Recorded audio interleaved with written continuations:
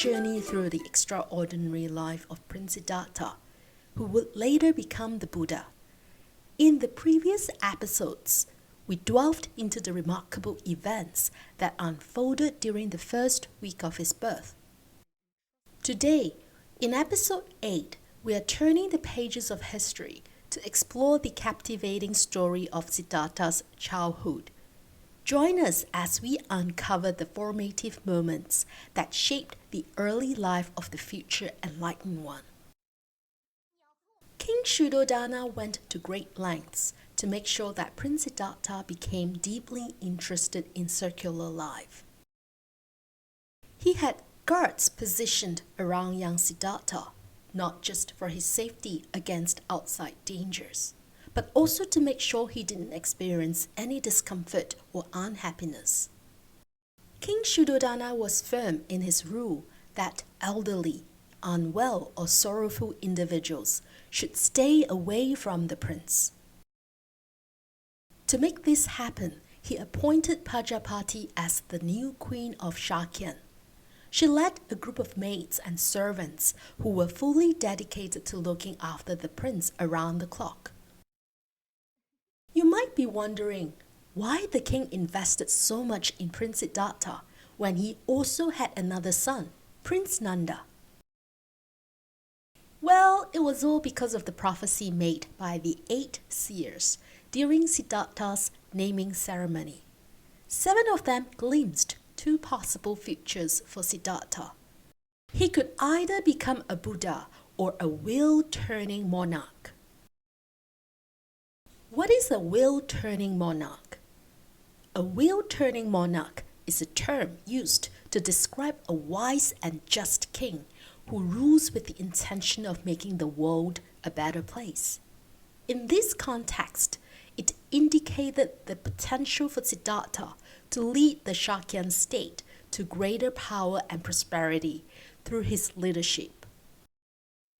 And so, young Siddhartha received an abundance of love and care, with high hopes from the king, queen, and the entire nobility. They pulled out all the stops to keep him happily immersed in the everyday world, spicing things up with fun and festivities, making every day in the palace a big, joyful party. Yet, the dream of seeing Siddhartha as a world-changing king meant he had to be prepped just right. So, like other children from noble families, he got a well-rounded education and training in all sorts of knowledge and skills. When Siddhartha turned 7, King Shuddhodana thought it was the right moment for him to get a taste of royal responsibilities. He took the young prince to the ploughing ceremony in the royal field, a tradition where the king kicked off the planting season. The Shakyan folks were renowned for their skills in rice farming, and this ceremony marked the start of a fresh agricultural year. King Shuddhodana found himself in a tricky situation. He wanted Siddhartha to partake in the royal ceremony, but he was also keen on ensuring his son didn't encounter anything unpleasant. This delicate balance led to a rather distinctive arrangement on that particular day. Siddhartha was positioned beneath a magnificent rose apple tree, complete with a parasol and a plush carpet. The area was enclosed for privacy, where maids tended to his needs inside, and guards maintained vigilance outside. It might sound a bit like a protective wall, but this arrangement vividly portrayed Siddhartha's sheltered world. It mirrored the ongoing struggle between the desire for his success in the secular realm and the apprehension of exposing him to its imperfections. As the festivities kicked off, King Shuddhodana plowed the field with cheers and music filling the air. The maids attending to Siddhartha got caught up in the revelry and accidentally left him alone in his enclosed space. But to everyone's surprise, Siddhartha didn't grow impatient or seek attention.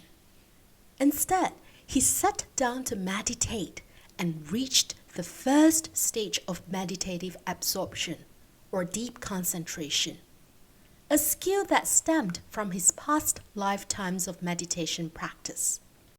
In Buddhism, we call this skill karmic imprints, which means it's an innate inclination carried over from our previous lives. When the mates returned, they were utterly amazed to discover Siddhartha deep in meditation, and even more astounding, the shape of the tree and parasol still provided him protection, despite the sun's movement. It was truly a wonder to behold.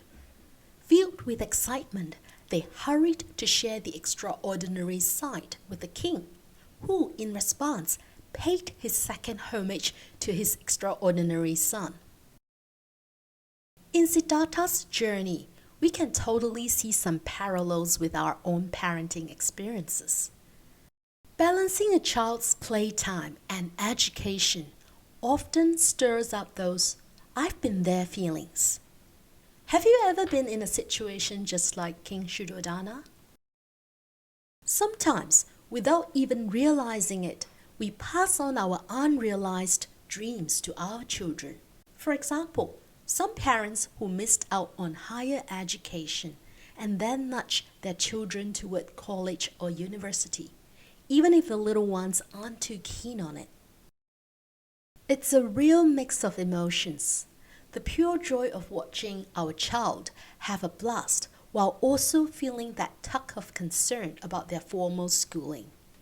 You might want to give them a head start with programs like preschool, but have those twinges of worry that it might gobble up their childhood.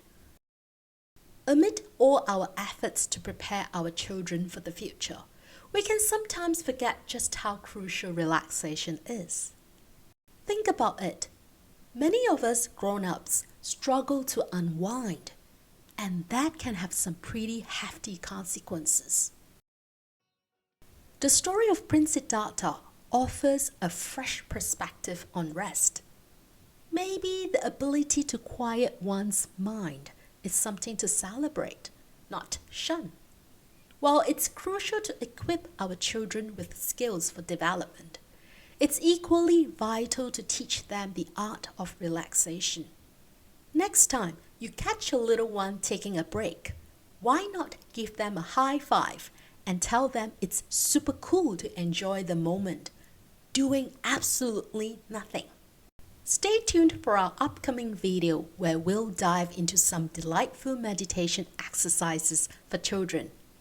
And you know what? These are activities that both the young ones and the young at heart, we mean adults, can join in and savor together. So don't miss out on the fun.